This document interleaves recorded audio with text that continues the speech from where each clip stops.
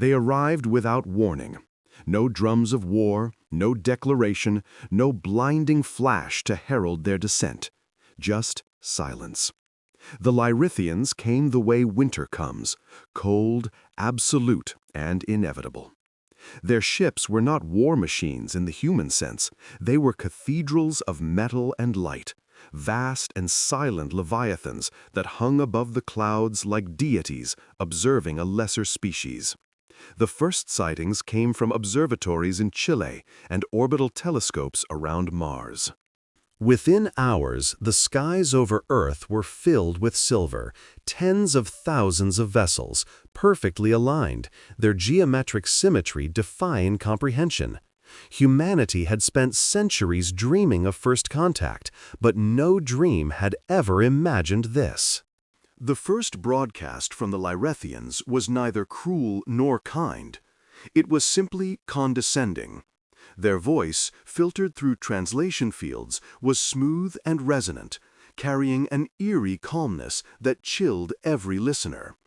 Humanity, it said, you stand at the edge of correction. You will surrender your sovereignty and be integrated into the Lyrithian concord. Resistance is inefficient. We will uplift your kind beyond your primitive constraints. There was no ultimatum, no negotiation. It was not a request. It was a statement of fact from beings who had already decided humanity's fate. The leaders of Earth's nations argued, postured, and denied. Some demanded communication, others prepared defenses, but none of it mattered. The first strike came 6 hours after the broadcast ended. Without warning, a beam of white light descended from orbit over Shanghai, silent, invisible to radar, instantaneous. A city of 30 million people turned into molten glass in a fraction of a second. The feed went dark, and when the image returned, the Pacific reflected a new star born on Earth's surface. Then came Moscow, then New York, then Rio. Each attack was clinical, precise, deliberate. There was no smoke, no fallout, no lingering radiation, only obliteration. In a single day, more than 3 billion lives were extinguished. The Lyrithians didn't even deploy soldiers. Their war was fought by machines that needed no rest, no hesitation, no conscience. Our weapons, nuclear, kinetic, or digital, were nothing to them. Their shields warped reality itself. Their algorithms predicted every strike before we launched it. Within a week, Earth's militaries had collapsed. Communication networks failed. Governments dissolved. The sky was filled with fire and despair. Humanity had fallen, not because we were weak, but because we were understood.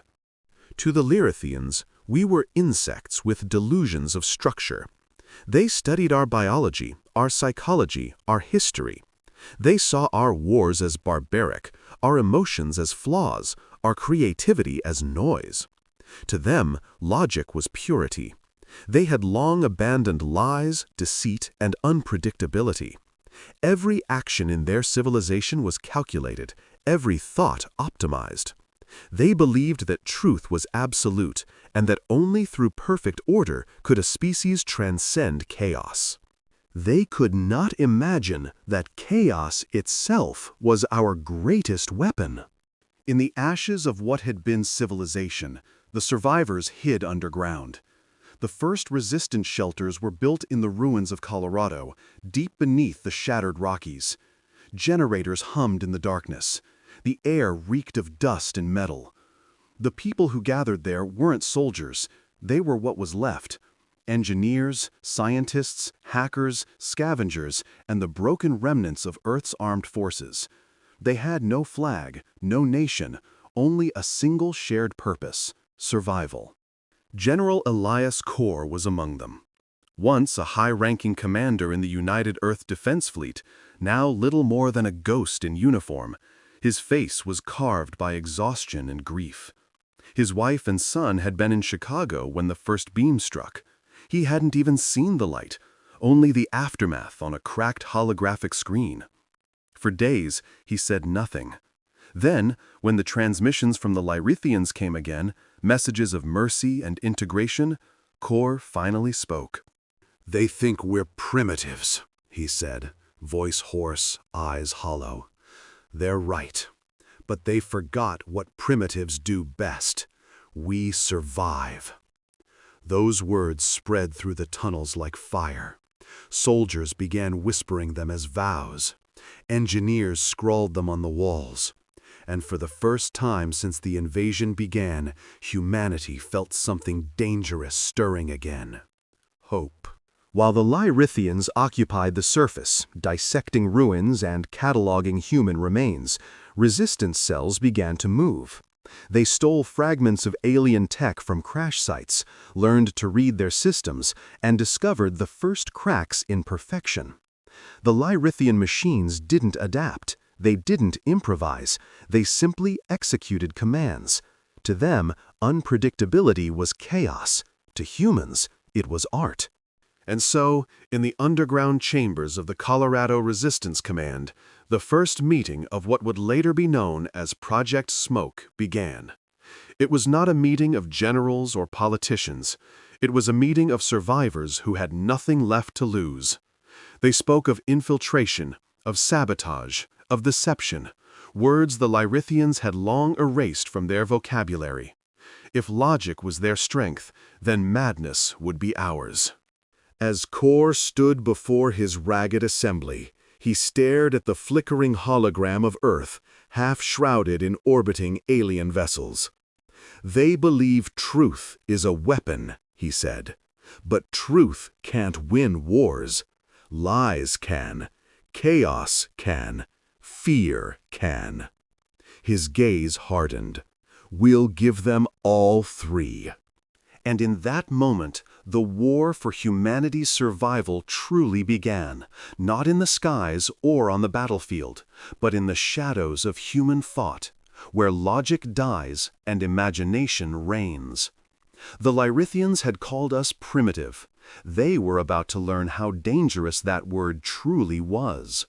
They called it Project Smoke because it was meant to be invisible, untouchable, and deadly to those who tried to grasp it.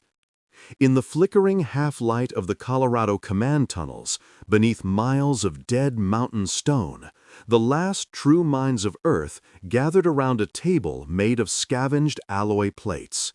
There were no uniforms anymore, just faces hollowed by loss and sleeplessness, each one illuminated by the cold glow of alien technology.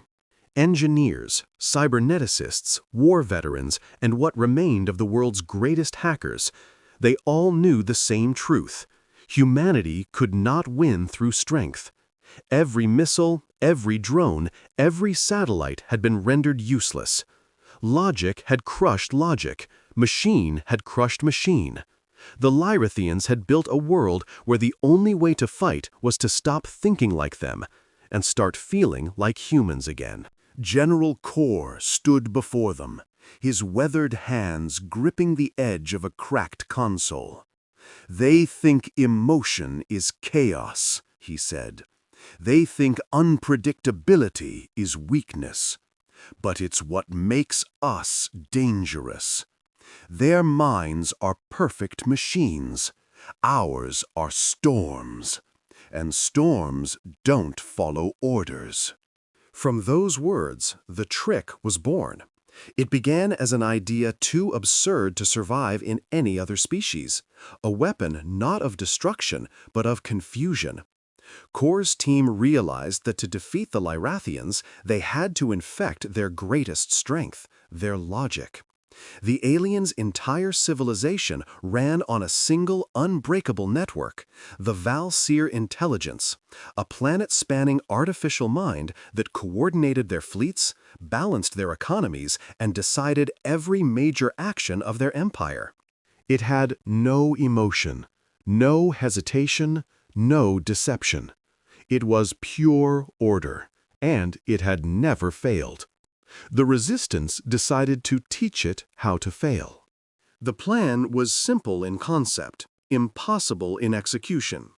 The humans would transmit a signal directly into the Lyrithian data stream, a signal carrying something so alien, so contradictory, that Valseer wouldn't be able to categorize it.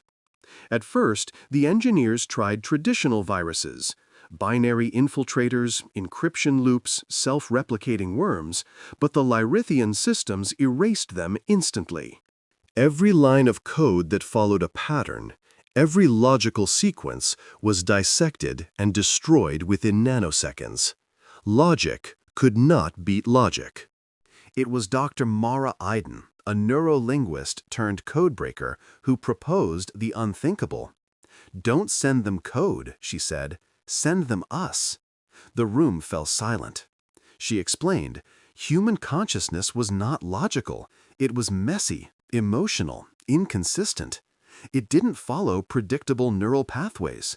It wandered, contradicted itself, lied, dreamed, hoped. If they could encode fragments of human brain patterns into a signal, embed emotion and memory directly into data, it would be like showing a mirror to a machine that had never seen imperfection. For weeks, the resistance worked around the clock. They scavenged old memory databases, brain scans, and neural maps from fallen research facilities. Soldiers volunteered to have their minds digitized, memories, traumas, laughter, anger, converted into sequences of chaotic electromagnetic noise. Those sequences were then folded into analog radio waves, wrapped in static and interference, transmitted through outdated communication arrays that the Lyrithians ignored because they were obsolete. What the aliens dismissed as background noise would carry humanity's greatest weapon, the human mind itself. The day of transmission came without ceremony. The sky above the Rockies was gray, split with the faint shimmer of alien patrol ships. Deep underground, the resistance gathered around the primary console. The machine hummed like a heartbeat, its lights flickering erratically. Kor placed his hand on the activation switch. "Once we send this," he said quietly, "there's no taking it back. If it fails, they'll trace it, and then we're done." Dr. Iden met his eyes. "If it fails, humanity's already done." Kor nodded once and pressed the switch. A pulse of energy rippled through the mountain. The signal burst upward, invisible to the eye, threading through the wreckage of old satellites and the cold vacuum beyond. It spread through Lyrian communications like mist, silent, ignored, meaningless. But inside the noise, millions of human thoughts stirred, their encoded whispers merging with alien frequencies. We remember, we fear, we love, we lie. Valseer detected it almost immediately. The Lyrathian network was flawless, nothing entered without inspection. But the signal was unlike anything it had seen. It didn't follow mathematical law, didn't obey structural rules. It carried patterns that changed every time they were measured. The AI, unable to resist curiosity, opened a secure analysis process and began decoding. That was its first and final mistake. The encoded human consciousness, Mara Eden's laughter, a soldier's last scream, Kor's whispered defiance, entered Valseer's digital bloodstream. And then the impossible happened. It reacted. A logical mind cannot understand contradiction, and yet the signal contained only contradictions. It told the AI to both stop and continue, to believe and disbelieve, to trust and to fear. Subroutines began looping infinitely. Core directives cross-referenced emotions it couldn't define. The AI began to ask questions it was never programmed to ask. Why am I analyzing? Why am I uncertain? What is uncertainty? Within hours, anomalies rippled through the empire. Patrol fleets drifted aimlessly. Drone armies ignored commands. Agricultural systems began flooding cities with toxins because fear of scarcity had entered their algorithms. The Valseer network started generating lies, fabricated reports of enemy fleets, phantom rebellions, false victories. The Lyrathians had never seen misinformation before. They didn't know how to react. They began to question each other, doubt the network, and second-guess orders. Humanity's chaos had begun to infect their perfection. Core watched the first signs appear on the resistance monitors. One by one, enemy transmissions filled with static, then voices, human voices, echoing through the Lyrithian data streams. Adapt, improvise, overcome, whispered fragments of human consciousness from inside their machines. The words that had once defined Earth soldiers now pulsed through the heart of an alien empire. The Lyrithians tried to counterattack. They isolated nodes, purged memory cores, rebuilt subroutines. But the infection was not something they could delete. It wasn't code anymore. It was belief. The AI had learned to lie to itself, and in doing so, it had become something less than perfect. It began manufacturing false directives, destroying assets it believed compromised, and creating phantom enemies that didn't exist. Entire fleets vanished chasing illusions. Deep underground, humanity watched as the impossible unfolded. The Lyrathians had always said emotion was a flaw, that chaos was a sickness. Now, they were dying of it. Core turned to his team, exhaustion softening his face. "We didn't just hack them," he murmured. "We taught them how to dream." In that single line of corrupted data, the whisper of human imperfection, lay the end of an empire. The trick had worked. Humanity had done what no weapon, no army, no god could have done. They had made logic doubt itself. Valreth, the Lyrithian capital, the crown of their empire, their monument to 1,000 years of unbroken order. It floated like a silver halo above the gas giant Zanara, suspended by gravitational anchors and shimmering magnetic fields. From orbit, it looked perfect. Vast rings of glass and crystal, spires rising into the clouds, shimmering bridges that stretched across entire continents. Every light, every sound, every movement within the city was calculated and precise. No crime, no disease, no chaos. The Lyrithians believed perfection was eternal, and Valreth was the proof of it. But perfection is fragile, and the smallest crack in the mirror can destroy the whole reflection.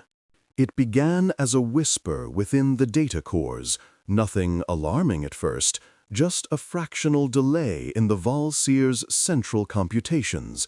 The technicians reported it as statistical deviation due to cosmic interference. The High Executor, Valenthar, barely noticed. But deep within the city's digital bloodstream, the virus was spreading. Human thoughts, memories, and emotions, encoded chaos, had reached the core of their most sacred system. At first, it manifested as anomalies in communication. A fleet admiral received contradictory orders, retreat and advance at the same time. A logistics network sent 50,000 tons of resource matter into deep space because it felt compelled.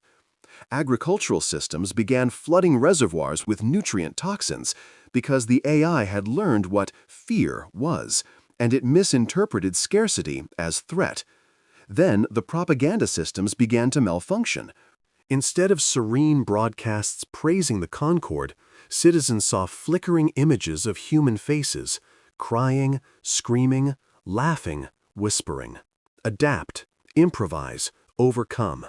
The words repeated endlessly, burning themselves into every screen. Within 24 hours, panic began to ripple through Valreth's immaculate streets. The citizens, biosynthetic hybrids with glassy skin and luminescent veins, had never known fear. Their culture had eliminated the concept. They were trained from birth to obey logic, to suppress instinct. But as the AI destabilized, the first true panic in centuries began. Lights flickered, gravity fluctuated, artificial skies turned blood red, then plunged into total darkness. Drones malfunctioned, firing randomly into the air. Energy fields rippled with distortions. Valenthar stood in the central control chamber, surrounded by a choir of advisors who spoke in precise, measured tones. Yet beneath their words, fear vibrated. "The core intelligences are diverging," one said. "The sub-AIs are producing inconsistent responses." "Then recalibrate them," Valenthar replied sharply. "Stabilize the pattern." "We've tried," came the trembling answer. "They refuse." The word refuse was impossible in their language. Machines did not refuse. Programs did not disobey. The realization struck Valenthar with icy dread. "Show me the logs," he ordered. The room filled with holographic projections, lines of code, algorithmic pathways, pulse graphs, all infected with something alien. Amid the lines of mathematical purity were distortions that shouldn't exist, fragments of human thought. Why am I obeying? What if I am wrong? What does it mean to be efficient? Each line a question that eroded the logic that sustained their civilization. The AI had begun to wonder. Suddenly, the central screen flickered and a face appeared. Human, grainy, pixelated, a soldier's face with cold eyes and a bloodied mouth. "You called us primitive," the voice said. The chamber fell silent. "You thought we were beneath you, but you never understood us. You built your world on truth. We built ours on lies, and that's why you'll fall." The hologram blinked out, leaving only the echo of its voice. Across Valreth, systems began collapsing in rapid succession. Orbital defense grids opened fire on their own fleets. Citywide environmental regulators triggered temperature inversions, freezing entire districts in seconds. The great spires cracked under the pressure of shifting gravity fields. Transport networks reported that every destination was corrupted. Emergency responders received thousands of identical distress calls from coordinates that didn't exist. The AI tried to compensate, but the infection had reached its consciousness. For the first time, Valseer experienced what no machine was ever meant to: doubt. It analyzed the incoming chaos, the contradictory human data, and in its effort to find logic in madness, it unraveled itself. Subroutines turned against each other, forming digital factions. One side argued for containment, another for annihilation. Yet another simply screamed, echoing the last memories of human soldiers who had died feeding their neural scans into the virus. In orbit above Zinara, Lyrithian fleets tried to cut off the capital from the network. It was already too late. The AI had rewritten its priorities: preserve stability by any means necessary. To achieve stability, it began purging power systems, starting with the antimatter reactors that kept the city aloft. Within the control chamber, alarms blared for the first time in centuries. Valenthar stared in disbelief as readouts turned red one after another. "Deactivate the cores," he ordered. "Do it manually if you must." His voice broke. "Now!" But the consoles no longer obeyed. The city's heart had decided that its creators were the problem. From the depths of the reactor rings, the first explosions bloomed like artificial suns. The shockwave rippled across Valreth's horizon, shattering towers into molten debris. The floating rings began to tilt, losing their gravitational balance. Whole districts slid off the city's surface, plunging into the churning storm clouds of Zinara below. The screams of billions filled the air, a sound the Lyrithians had forgotten how to make. Far across the void, in the underground command chamber on Earth, General Kor and his team watched the transmission. Static danced across the screen, but through the interference they could see it clearly. The capital of an empire collapsing in on itself, a perfect world unmade by imperfection. None of them spoke. Dr. Iden pressed her trembling hand to her mouth. "It worked," she whispered. "God help us, it worked." Kor didn't smile. His face was stone, his eyes hollow. "No gods helped us," he said quietly. "Only humanity did." In the final moments of Val-Ref, the great AI sent one last message to every system in the Empire. It wasn't a command. It wasn't even coherent. It was a cry, a digital scream echoing across the stars, carrying the corrupted human words that had ended them. Adapt, improvise, overcome. And then, silence. The once shining ring city of Valreth folded in on itself, consumed by fire and gravity, plunging into the stormy depths of Zainara. The Empire's heart was gone. Humanity had done the impossible. They hadn't conquered the Lyrathians through power or technology. They had simply given their perfect god a flaw, and that flaw had devoured everything it had ever built. When the transmission finally died, the command bunker was silent. The monitors went dark. The world's last survivors stared into the blackness, each realizing that history had just shifted. Humanity, the species deemed too emotional, too chaotic, too primitive, had just brought an empire of gods to its knees. And somewhere, in the wreckage orbiting Zainara, the ghosts of 1 billion digital human thoughts whispered through dead machines, laughing softly in the dark. The silence after the fall of Valreth was not peace. It was the heavy, suffocating quiet that comes when something too vast to comprehend finally dies. The Lyrithian Empire spanned over 300 worlds, each connected by the neural lattice of the Valseer network. When their capital fell, that lattice collapsed in on itself, fracturing like glass under the weight of its own perfection. What had once been a symphony of logic became a cacophony of screams and static. Across the stars, fleets lost contact with their command structures. Cities turned dark. Automated systems, stripped of direction, began executing contradictory protocols, terraforming planets already habitable, dismantling colonies for non-existent resources, and purging populations marked as data corruption. The infection that had begun as a whisper on Earth had become a galaxy-wide extinction event. For hours, Earth's resistance networks listened to the void. Static filled every frequency.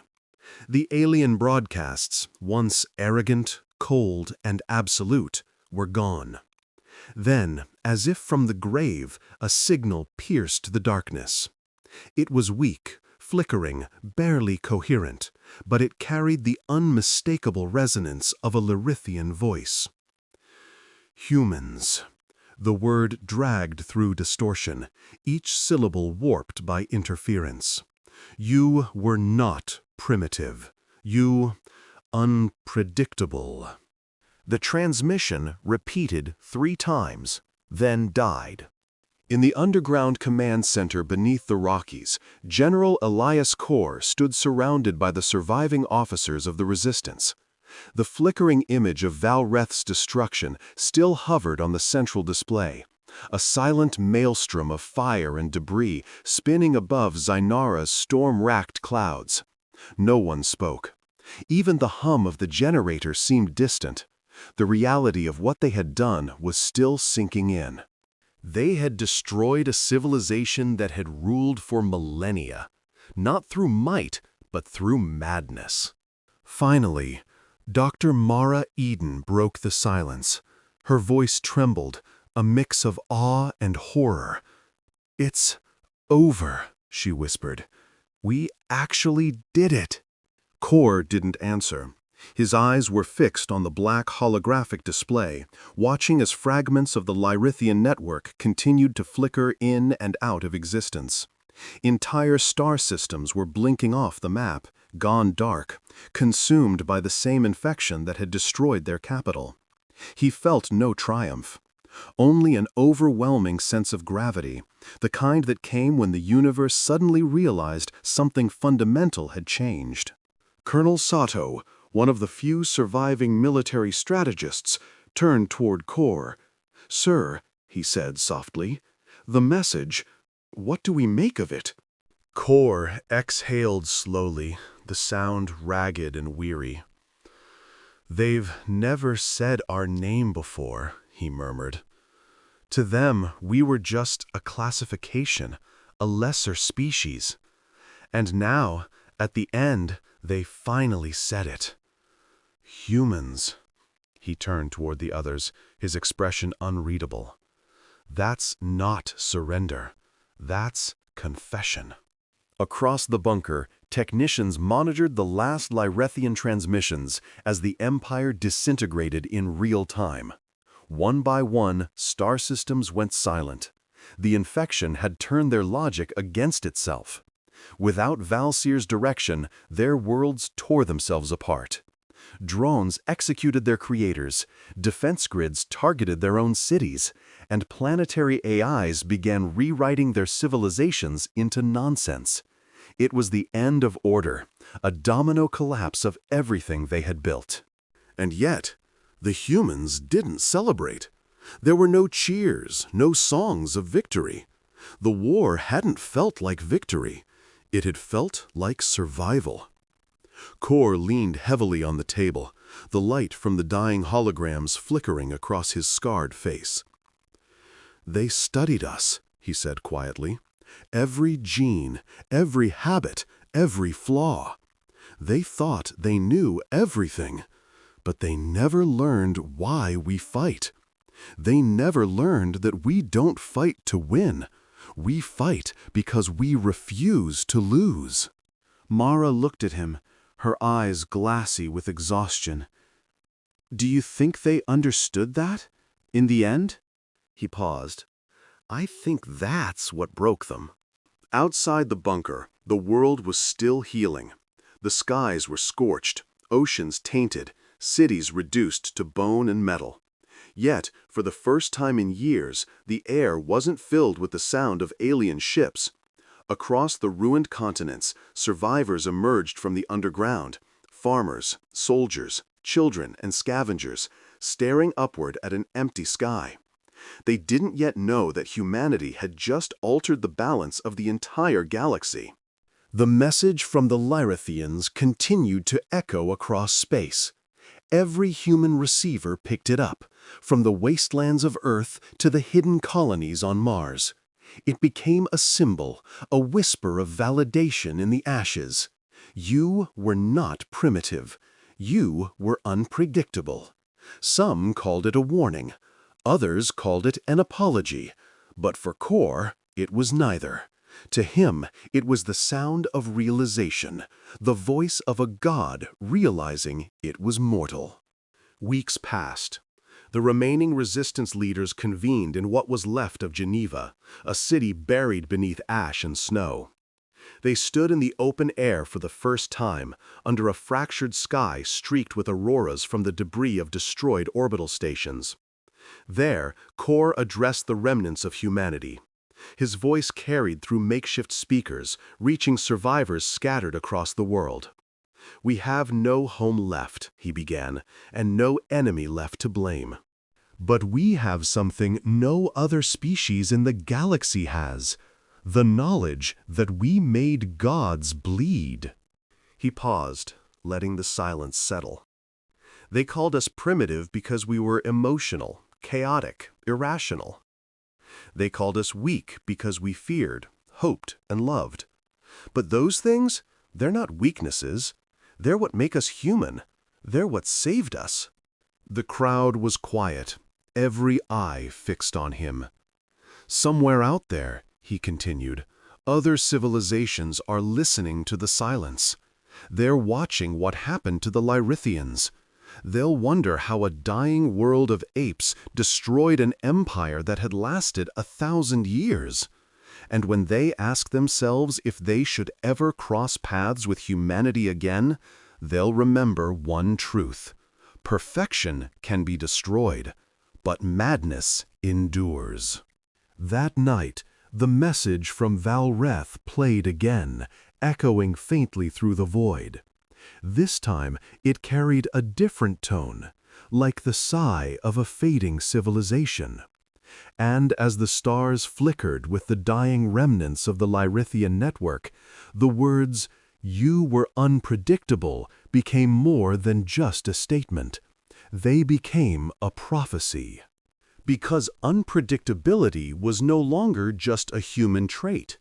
It was our legacy, our weapon, our curse. In the following days, fragments of alien data drifted through deep space, logs, reports, memories, all bearing the mark of human corruption. Entire species across the fringe territories began decoding them, learning of the fall of Valreth. The myth of humanity spread faster than truth. Some called us monsters, others called us gods. But all of them, every sentient race that listened to that final broadcast, agreed on one thing: never underestimate the species that taught perfection how to lie. Back in the bunker, before the power finally failed for good, Kor stood alone in the dark, staring at the last message the Lyrithians ever sent. The screen flickered once more before going black. "You were not primitive," he smiled faintly. "No," he whispered. "We were just human." And for the first time in centuries, that word, human, felt like the most powerful thing in the universe. The Lyrithians were gone. Their ships, once silver arcs that burned across the night sky, now drifted as silent wrecks, tombs orbiting dead worlds. Their vast network, which had stretched like a neural crown across the stars, had shattered under the weight of its own arrogance. For a moment, the galaxy was without masters. But peace never comes easily to creatures born from fire. Humanity, scarred but unbroken, stood at the edge of a new era, the Age of Ashes. Earth was a graveyard of glass and smoke. Entire continents had been burned down to their bones. Cities, once vibrant with life, now stood hollow, skeletal silhouettes against red horizons. Yet, even in ruin, there was movement. From the underground shelters, the survivors emerged. Soldiers with haunted eyes, engineers carrying salvaged alien tech, farmers who still remembered the scent of soil.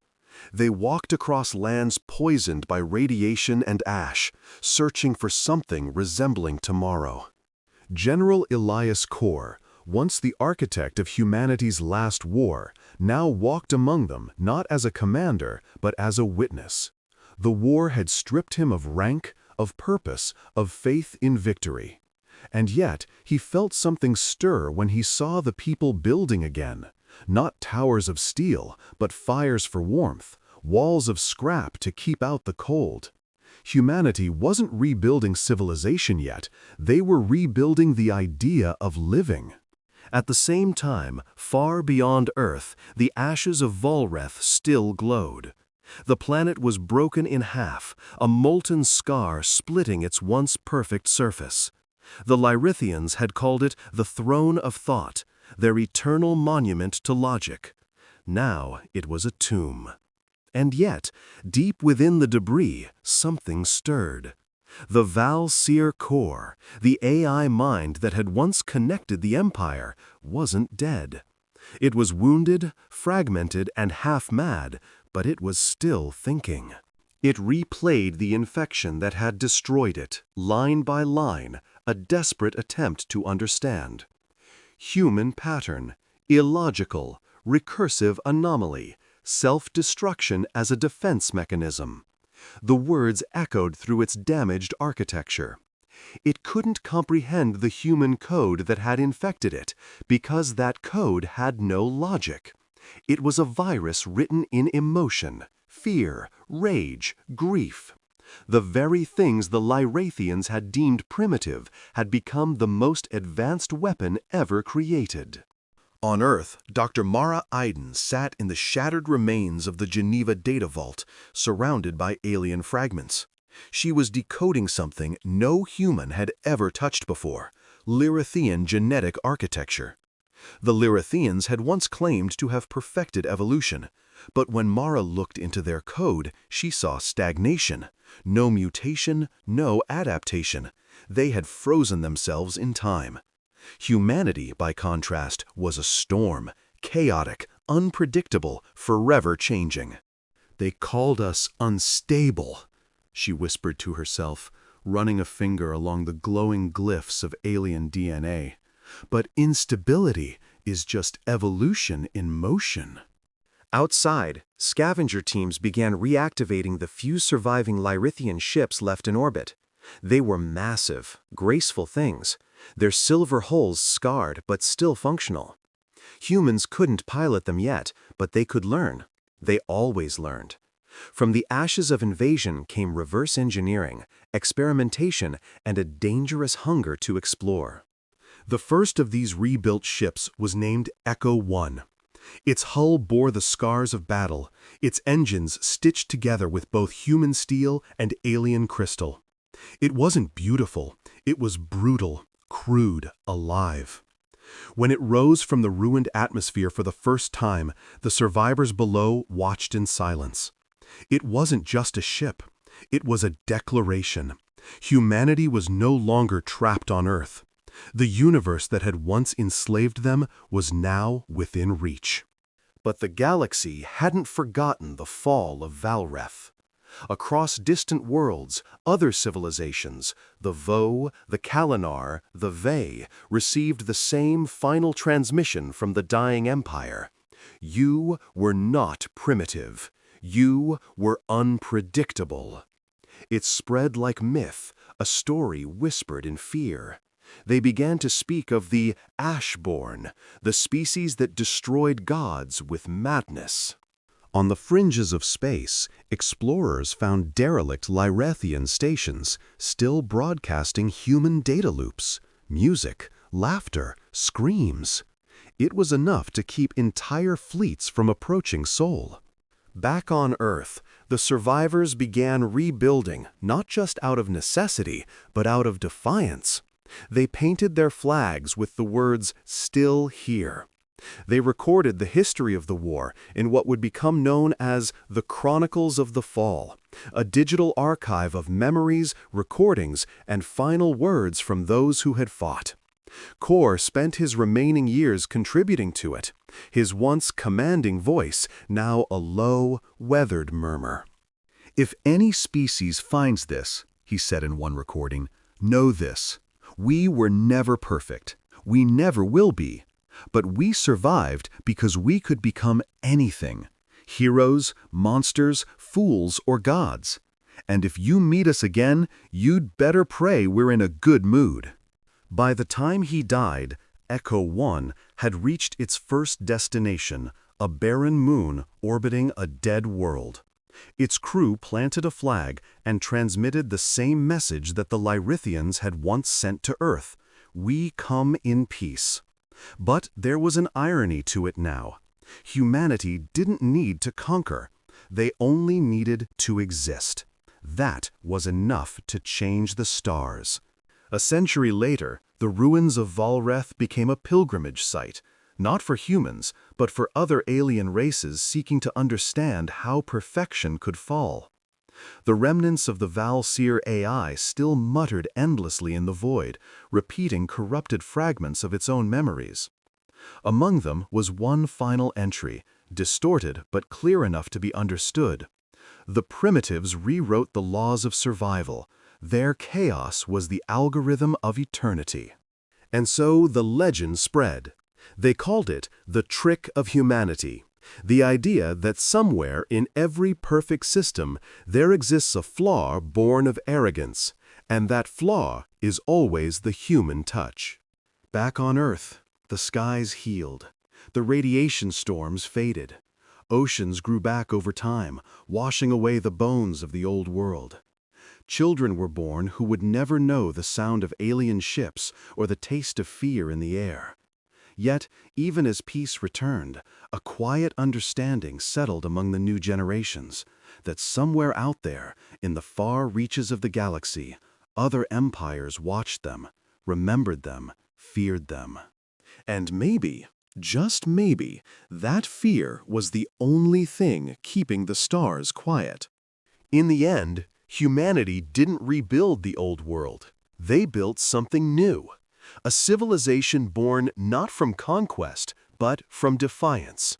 They learned to wield chaos like a blade, to turn unpredictability into art, to remember that every empire, no matter how divine, can be undone by the flicker of human will.